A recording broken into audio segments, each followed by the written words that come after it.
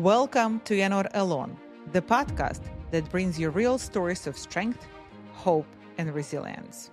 Our guests are real people, just like you, who have faced losses, anxieties, and life obstacles, but emerged stronger.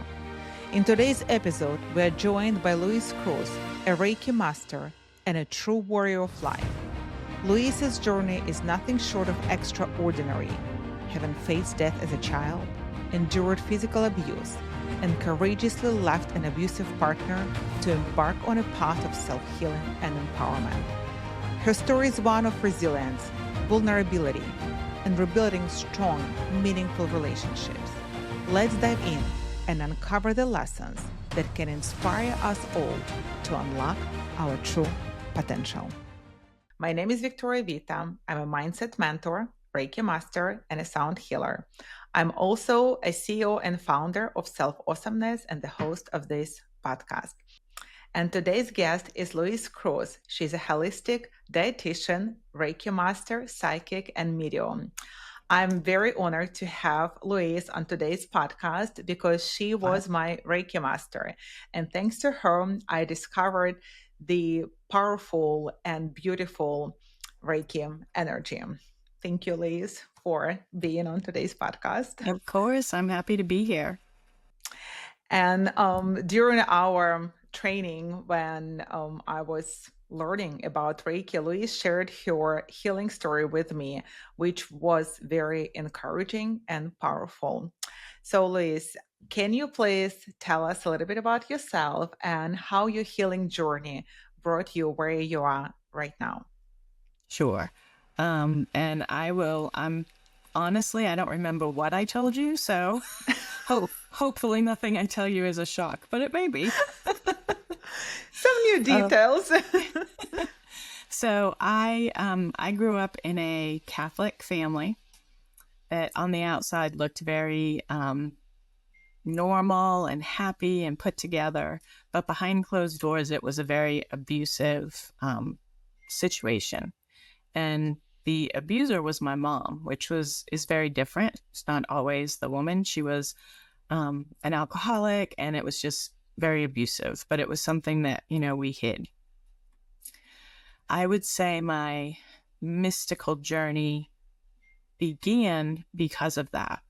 I don't even know how old I was, maybe 9, maybe younger. And again, I grew up Catholic, so I laid in bed and I prayed to Mother Mary. And I had my hands, in the prayer position. And I said, could you please be my mother? Like, if you could be Jesus's mother, I'm definitely not that much trouble. Right? So could you be my mother? And I had my eyes closed and I was praying and I felt hands come over my hands. And it was terrifying. It scared me so much that I didn't even open my eyes. I had no idea what was going on. But from that moment, I just trusted that she was there for me and she was who I would lean on. She did show me that she really was there. So I'll give you a couple of examples.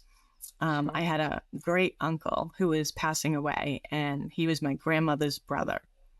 And so I prayed to Mary and I said, I'm not going to ask you to keep him alive because I know he's suffering, but can you just come down from heaven, take his hand and bring him back up to heaven? And so he ended up passing away, and I went to visit my grandmother, and, she had lived with him her whole life. So she was really, really upset. But she said, I have comfort in the fact that he died on a Saturday. And I was like, what is that? Does that mean? Mm-hmm. And she said that she was always taught that if you die on a Saturday, the Virgin Mary comes down and takes your hand and brings you to heaven. Oh my goodness. Yeah. So that was pretty shocking. So I just, like I said, I always prayed to her. I knew she was there. As I got older, I still prayed to her, and I got to a point where my mother was dying. And so I went to this church where there was this beautiful statue of Mary at Fatima. And so I prayed to this statue and I said, same thing. I'm not going to ask you to keep her alive. I know she's pretty much right there at death's door, but I am going to ask that you watch over her because according to the Catholic faith, she was going to hell, right? And that's kind of a scary thought to think of for somebody. So I Yes. said, can you just watch over her? So she passed away. Her husband planned the whole funeral. So I really didn't know like what was going on. So after the funeral, we do this procession like into the cemetery.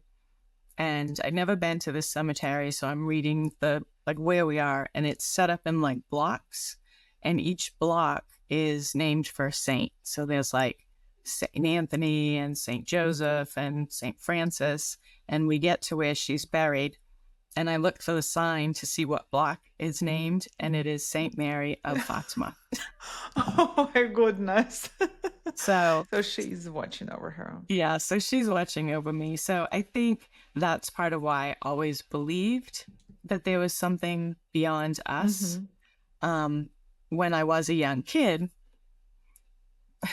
whenever there was somebody who was sick or dying, the relatives would call me, like have my parents bring me and say, just sit with them, hold their hand, because they would say that they would feel better when I was with them and they were touching me. So as a kid, it was not enjoyable. Of course. Right? I mean, imagine being like 7 years old and you have to go sit with all the relatives who are dying. It was not good. But in retrospect, it does make me wonder, like, did I always have some form of Reiki with me and I just wasn't aware of it? So that's really where I started, where everything started. Reiki came into my life in a very interesting way, I think. When I was probably in my early 20s, I got very interested more so in metaphysics and astronomy and just all kinds of stuff like that. And I went to school to be a dietitian.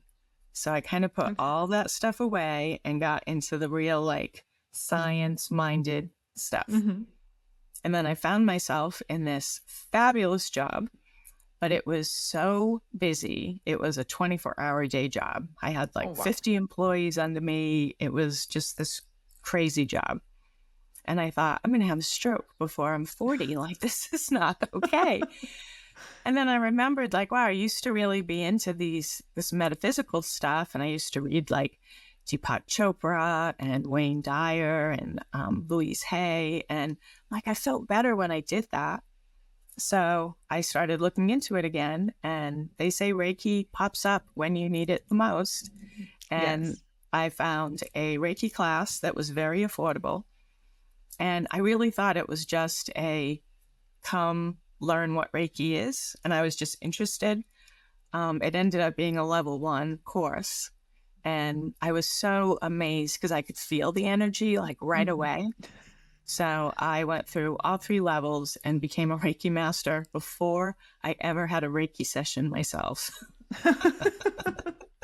After I became the Reiki master and was, really doing some serious Reiki for myself, I just changed and I grew, and people would look at me and say, what are you doing? You're just so different. You're handling stress so much better.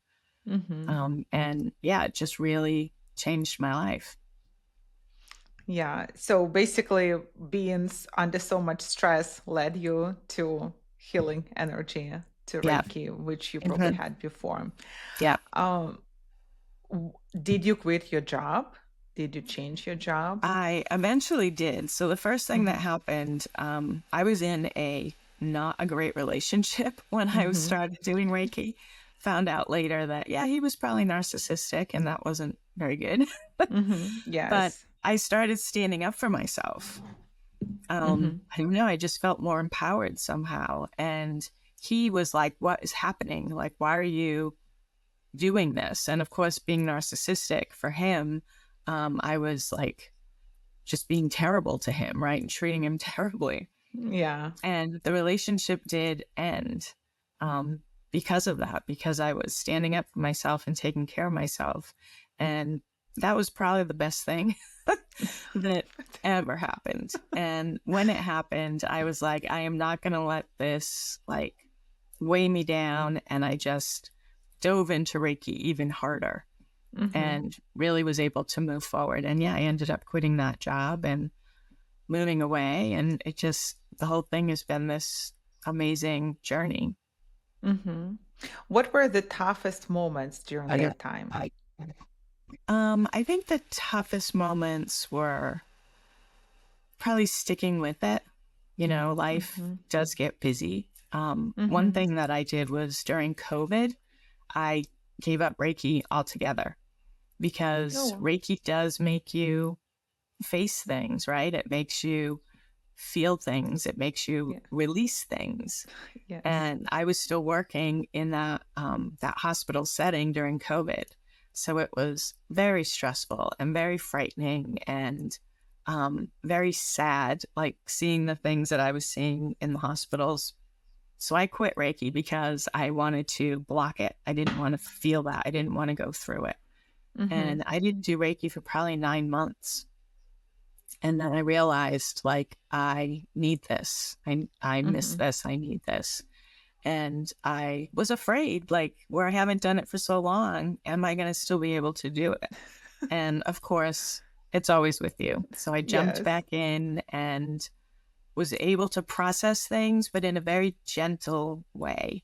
And I think Mm-hmm. that's one of the things we need to remember with Reiki is that it's not going to push you to a point that you can't handle. It's very gentle energy that will very gently help you heal. So that was a great lesson for me.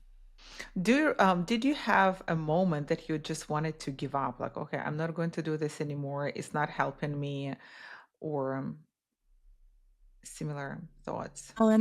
I think I moved. So I was in Dallas when all that was going on, and I moved to Ohio. And I'm in a much simpler job. I took a huge pay cut, and I moved to this little town. I didn't think that they would be open. Let's put it that way. Did not think that they would be open to Reiki. And at that point, yeah, I thought this is the end of my Reiki journey. I'll be able to use it for myself, but I won't be able to help anybody else. Because in Mm-hmm. Dallas, I used to do holistic festivals. I was always working with people. So when I moved here, I just figured that that was over.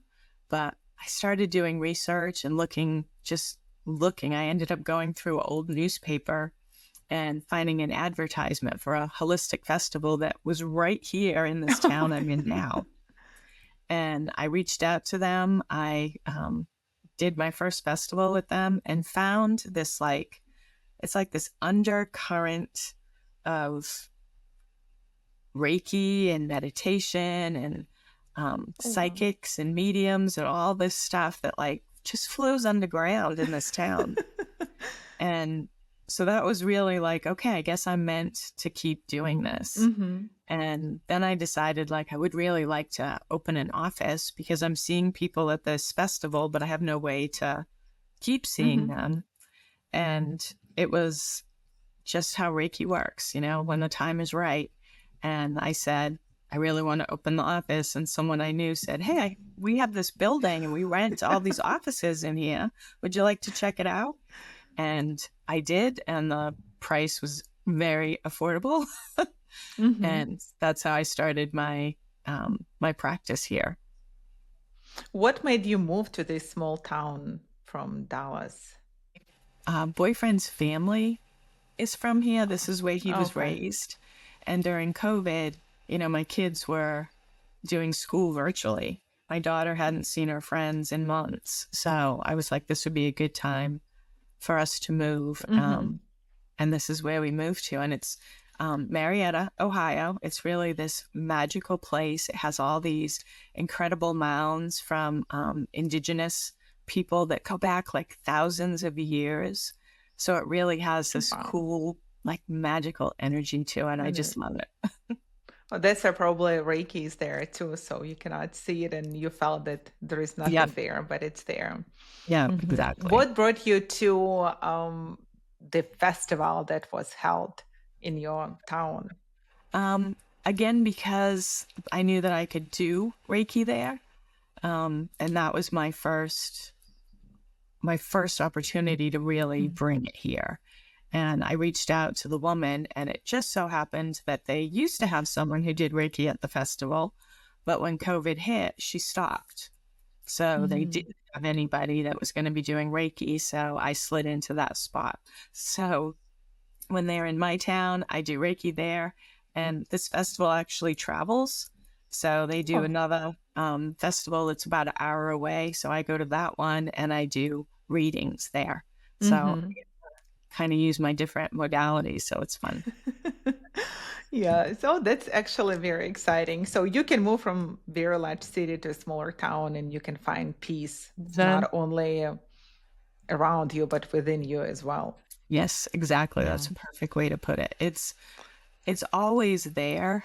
And I really like, I teach classes and I so encourage people to at least try it and then learn about it, because it's like this beautiful magic that we have access to and that we probably use already in a way Yeah. and just don't realize it. So learning about it and being able to experience it really just opens up this whole magical world that's full of like this unconditional love. That's how I like to describe Reiki. It's like this unconditional love that you get to touch and to share. That's really beautiful. And to feel as well too. For Yep. us as Yeah. hmm masters, yes. Louise, do you remember the moment, maybe that there was a moment when you got back from your job at the hospital during COVID that you just, if you remember, that you needed to start doing Reiki for yourself? Do you remember what happened before that? Or Yeah. So, like I said, when I had stopped doing it during yes, COVID, yes. and I think I really got to a point that I felt empty. You know, I just Mm-hmm. really felt empty and heavy, and the stress was there. And I remembered Mm-hmm. that I didn't feel like that when I was doing the Reiki. So that's really what brought me back into the self Reiki Mm. and the self healing. And that heaviness went away, that like depression and that anxiety, like it really did lift from me. And again, I think it's that unconditional love that you can just bring in when you're doing the self Reiki. Mm-hmm. It can heal so much. I mean, really, like I've been able to um, take my experiences from my childhood, and in Yes. healing that, I help other people. I have a lot of people who come to me that have dealt with childhood trauma. So it's almost like I attract those people now because I understand and I can Yes. offer that space so that they can heal. So, I mean, Reiki, and I think about that, like it's helped me heal. And from that, how many other people it has helped heal. It's really beautiful and amazing. Yes. Can you tell a little bit more about how you were healing your childhood trauma and your relationship trauma? Because it wasn't only your mom was abusive, but you faced death pretty hmm frequent when you were a kid, and I think it can be very traumatic to a child. hmm Yeah, it was very traumatic, the whole childhood. But, Yeah. I really, really believe in, this whole metaphysical realm, Mm-hmm. that before we come in to this planet, that we choose. We know what we need to learn, what we want to learn, and we choose the circumstances. And there Mm-hmm. are times that I think, like, what was I thinking? What was I thinking before I came Life in? experience. Yes.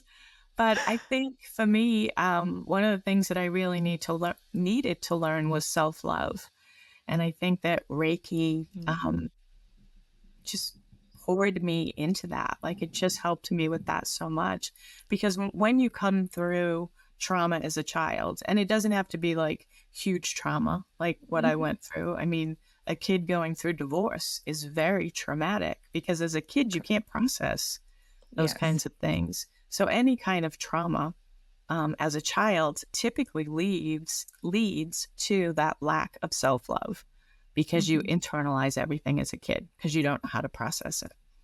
So that's very difficult because that will put you in some lousy relationships and help you make some really bad choices. So Yes. I think for me, I think that's the thing that Reiki really gave me, was to learn that self-love, and in that able to move past a lot of the pain and the scars that were there. So you were doing more self-healing Reiki for yourself rather than going to someone, right? As I Yep. understand. Yeah, I went Yeah. to my teacher. I went to her for a session, and I went to the one session. She moved away. But I found that, yeah, the self-healing was working. So I didn't feel like I needed to see anybody Mm-hmm. else because I could do it for myself. Um, Now where I am, I do have some friends that do it, and we'll trade sessions, because it's nice to be able to just relax, lay on the Yes. table and have somebody else give me a session. So it does Yes. work in both directions. But with the self Reiki, it's something that you do every day. It's something that I do before I go to bed. I imagine like wrapping myself up in Reiki and have it be with me all night. Mm-hmm. When I wake up in the morning, I'll just do it for, even if it's 3 minutes before I get out of bed, just to, start my day with that love, that Mm-hmm. self-love. So I guess that self-love concept help you to move forward and break unhealthy relationship, kind of even realizing that they were not working and you took that step Yeah, because I to move think, forward. yeah, exactly. Um, the Reiki, it's something that, as a practitioner, that you need to do, every day. You need to do it all the Mm-hmm. time. And it doesn't have to be a full, 40-minute session. It can be, like I said, 3 minutes. But one of the things as Reiki practitioners is that we um, kind of try to live by those Reiki precepts, right? Yes. And there's 5 of them. And I feel like those are life changing for sure. And one Mm-hmm. of the precepts is I will be grateful. And I find for me that gratitude, having a practice of gratitude, can truly change your life. And so for Mm-hmm. me, I did have to look like where I am right now or where I was, and then look like way back to where I had come from. And I was able to find gratitude in that I, was able to move through so many obstacles, that the things I was able to learn, like I learned so much by having to have self reliance, having to, at some points, even just stay alive, right? Like you Yes. really learn resilience and strength. And so there's gratitude in those things. And having bad relationships, I learned what I wanted and what I didn't want. So there's Mm-hmm. gratitude in those things. So for me, I think the precepts like were as important as doing the actual practice of Reiki. And um, yeah, gratitude is a life changer for sure. Mm-hmm. So that's your kind of key point, right? Gratitude. Yeah. Oh, you were a certified dietitian, right? This is what you Mhm. study for. Do you still practice Yep, I do. that? Okay. So I'm really lucky in the way that I do have a full-time job that gives me a steady salary and, insurance benefits, all that. And in that job, I work for a wellness center. So I Mm-hmm. am a dietitian. So I get to see clients and help them with their health and with food. Mm-hmm. And then I also have brought Reiki into that wellness center. So I do Reiki Oh. there. And then I have my business Mm-hmm. where my main focus there is Reiki. I do holistic nutrition counseling, and I do psychic mediumship reading. So I've really gotten to like roll everything up together. Mm-hmm. So it's yeah, it's really awesome. And bringing Reiki to my like full-time job was really exciting. It was something that they didn't have, that they really Yeah. didn't know about, and it's really starting to take off. So it's really cool. Yeah. It's a wellness center. They should have. Yeah, that's right. Totally agree with you. Were there any people with you who supported your journey? Yes, my fiance has been amazing. When I first met him on our first date, I told him, like, I just need you to, let you know that I do this thing called Reiki, and it's this energy work, and sounds kind of weird, but it's something that I really do and I'm serious and passionate about. And he was just like, okay, fine. And then we went on a second date, and he said, I just want you to know that I looked up that Reiki thing because I wanted to see how big of a flake you were. So I said, well, you must have been okay with it because you asked me for a second date. And he has been an amazing support. And he likes the Reiki. It helps him with stress. He's had some physical healings with it. He had one recently that was really cool. He was working a job and he came home. He was limping. And I was like, what happened? He's like, I think I sprained my ankle. So I was like, let me give you some Reiki. So he laid down on the bed and I just kind of put my hands over his ankle for maybe 30 minutes. And we went to bed. And the next morning he woke up and he was like, my ankle doesn't hurt at all. Wow. It's like, sweet.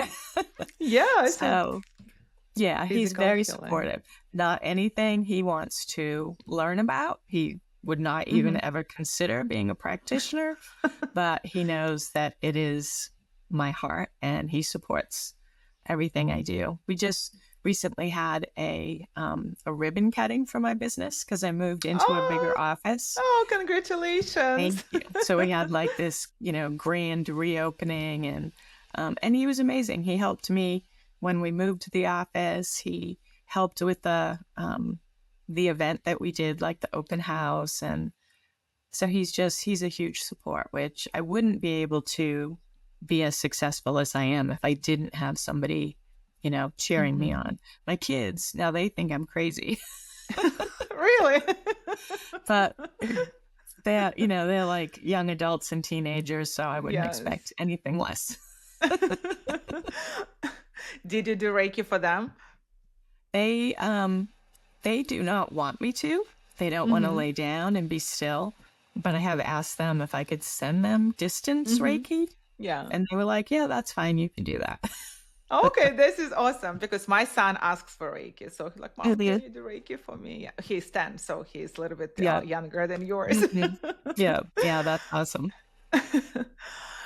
So this is amazing that after having traumatic relationships and moving forward and healing yourself, you were able to meet a new man in your life who supports you, who doesn't stop you, who makes you feel fulfilled and happy, and he encourages you to move forward. And that's an inspiration. I think for women, it's very important to have a person next to her who supports her in her journey, even though they think, okay, I don't know what's that, but it looks like it's working. Yeah, this is very beautiful.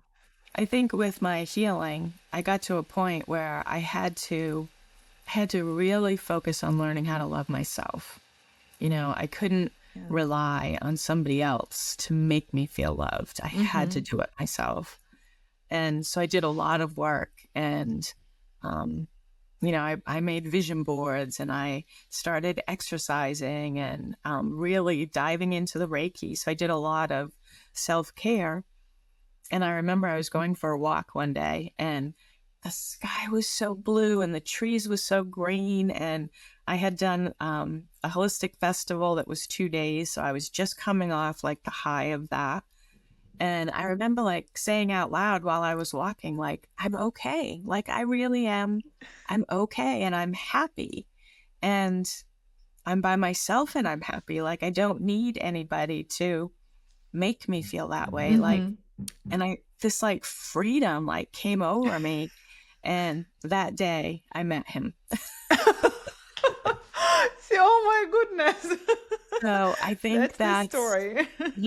that's like a big part of it, that you have to do the work. You really have to learn how to rely on yourself and to love yourself and to know that you're worthy, so that if something happens and he's gone, I can still be happy. I can still take care of myself, because that comes internally now and not externally.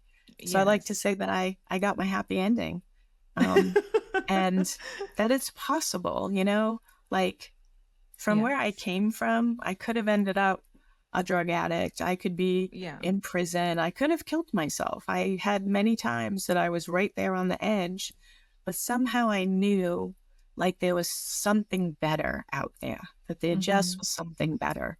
And that's really what I fought for. And I found it. And I recommend Reiki to everybody, because I mean, like I said at the beginning, it literally changed my life. Yes. Oh, I have goosebumps. I do have goosebumps. and seeing what it does for other people, like now that Yes. fills me up so much Yeah. to see just the results that like my clients get. It's incredible. Yes, it is incredible. It's a very beautiful journey, not only for us, but for our clients. Yeah. Uh-huh. Yeah, I agree. Yeah. Can you please tell me, I want to ask you about self-love because this topic it's very much discussed on social media everywhere. And sometimes we have a misconception of what self-love is. If you define what self-love is for you or was for you when you were looking for it, when you were kind of learning to love yourself despite Uh-huh. anything that happened to you. So I think for me, self-love is respecting yourself, knowing that you're okay. One of the things that I did when I was really working on it after that breakup is that I used to hug myself, like just hug myself and look in the mirror and say like, I love you. You're okay. And that was a huge thing for me. Like it was really hard to look in the mirror and say, I love you. You're okay. So I used affirmations. I had one that I put on a sticky note that just said, you are enough. And I had it on the dashboard of my car. So I kept seeing it and I kept reading it. And I downloaded, it was like a picture, I guess, that I had on my phone. So that every time I opened my phone, it was there. And it was just words like, you are beautiful, you are enough, you are loved, like just all these affirmations. So I used that a lot. I also have, and this might sound weird, but I have an angel. It's not weird.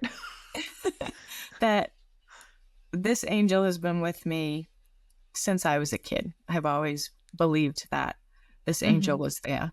And I was listening to something, it was probably some podcast years ago.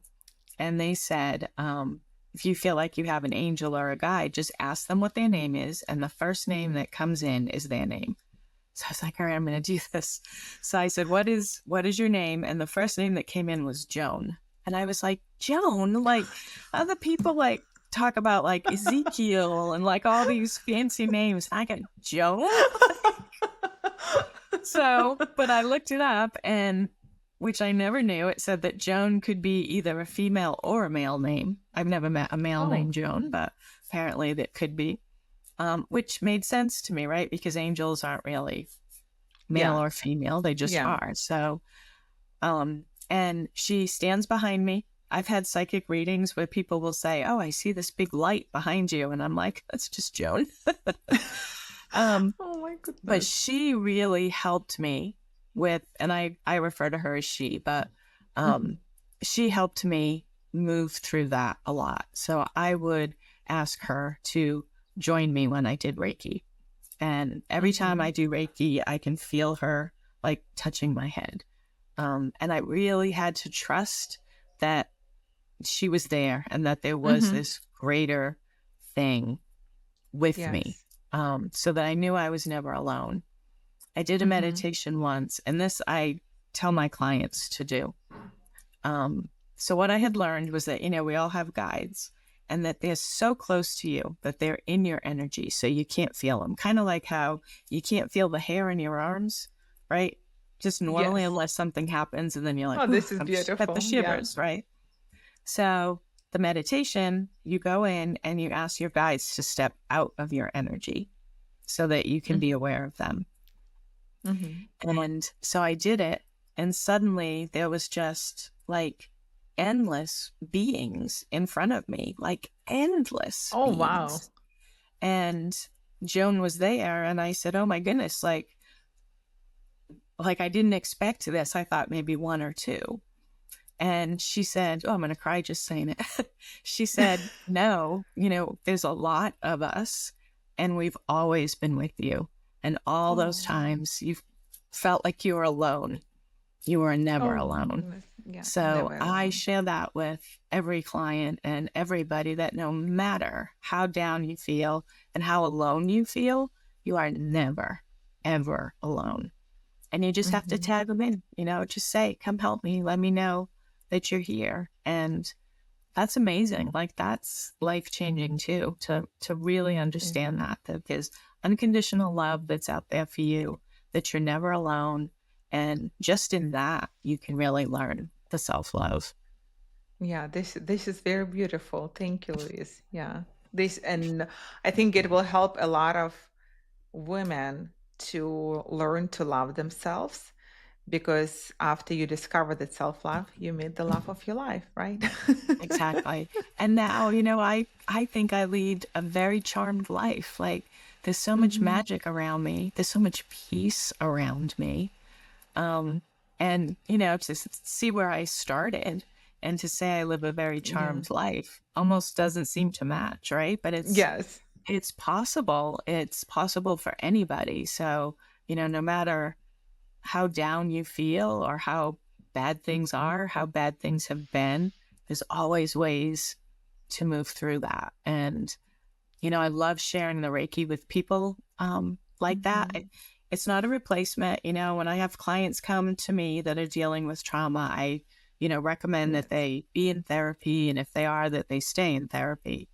It's a really good marriage together because therapy kind Hmm. of ruffles Correct. everything up and then they Yeah. come for Reiki and it smooths Hmm. everything. Um, but I've really seen people change with it because, like we said at the beginning, it's this gentle energy that helps Yes. you release these kind of traumas and these energy blocks that happen because of trauma Correct. and very gently release them. And that's where, like, real healing happens, that Yes. emotional healing. Yes, I agree. I absolutely agree with you. um, and looking back to what you have achieved and learned and went through, what do you feel you've learned from this experience?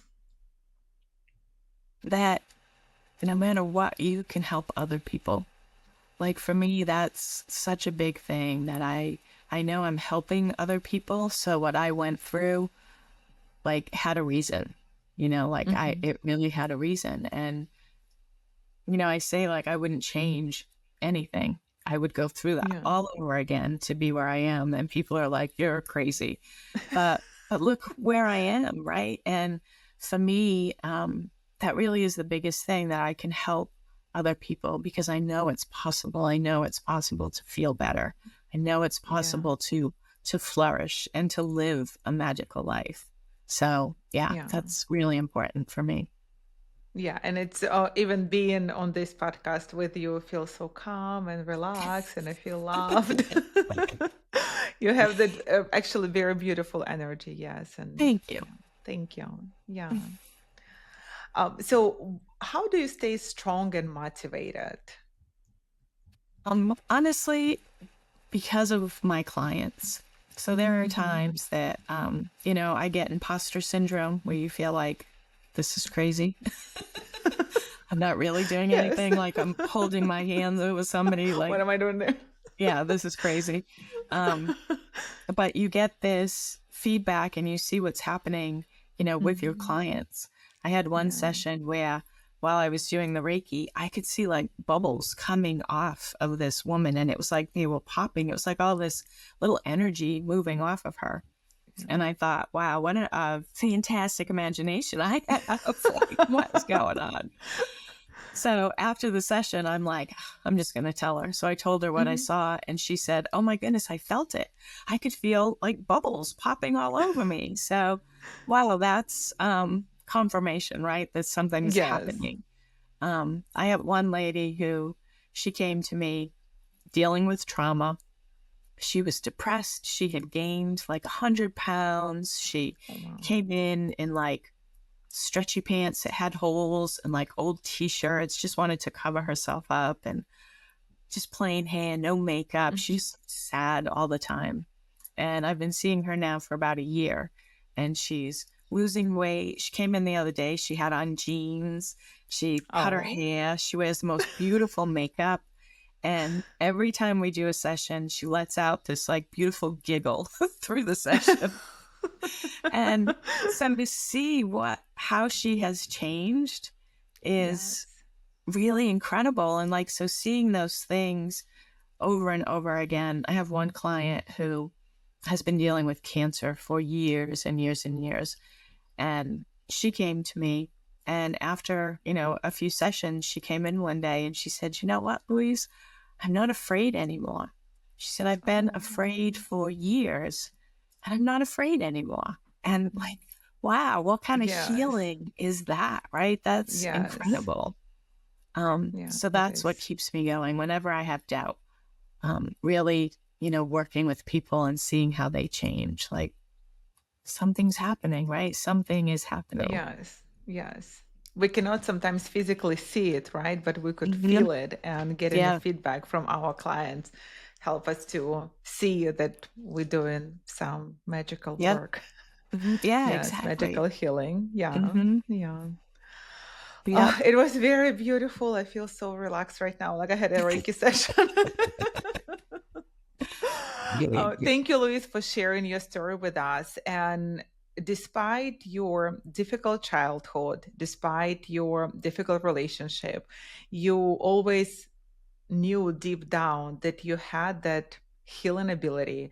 Even when you Mhm. were a child, people felt it. And I'm a big believer that we are born for a purpose and live our life Mhm. with the purpose. And if we open our heart to find our purpose, we will find it. And looks like this is what you did. You Yeah. overcame all obstacles, all challenges. You moved forward with your life to pursue better and happier life with full of love and respect. And you still feel grateful for what has happened to you, because this is what led you to who you are right now. This is Yeah. beautiful and amazing. Thank you so much. Well, thank And you for having you. before we wrap up, I want you to ask you to share your encouragement message or a legacy message with the audience, maybe for people who are going through difficult times, or something that you want to say. Mhm. I would say for everybody, that big lesson for me to really remember that you're never alone. Like that is the absolute truth that you have guides and you have angels around you and they're there to help you. You just need to Mhm. ask them, talk to them. They'll show you that they're there if you ask them. And that is so magical. Like I tell people, do it something as simple as, can you help me find a parking space? And that parking space will show up. Now, you can't do it every day because if everybody's asking for the good parking space, it's not going to come up. But ask Yes. for other things like, show me a red balloon and you'll see these things. And that's when you really can start stepping into that magic and really believing that you are Mhm. not alone. And Yeah. that's so helpful. And then again, just learning to, even when things are so tough, like finding the gratitude in anything. So even if it is the sun came out today, so grateful that the sun came out today, right? Mhm. I'm so grateful that Yes. my dog didn't pee on the floor today. So much gratitude for that, right? It doesn't have to Yes. be anything major, just, you know, something small. And as you start seeing the gratitude in things, then you really can change your life. Yeah, thank you. This is so much, like, it's very beautiful. And you can find more information and connect with Louise by following the links below this episode. And thank you so much for your story. Thank you so much for sharing your strength, because your strength is incredible. And please don't forget to subscribe so you don't miss another powerful story. And remember, no matter how tough things get, you are not alone.